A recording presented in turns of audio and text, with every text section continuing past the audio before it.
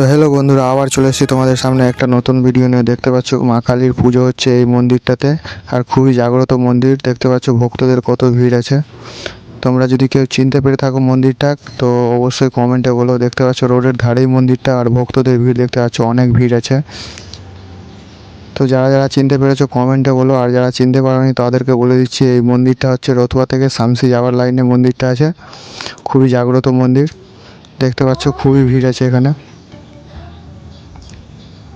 তো যারা যারা চিনতে পেরেছো কমেন্টে জয় মা লিখতে ভুলো না। জয় মা কালী।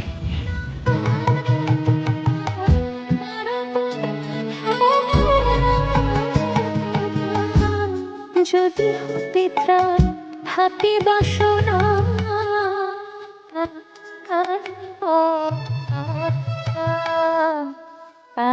কারি বল রসনা কারি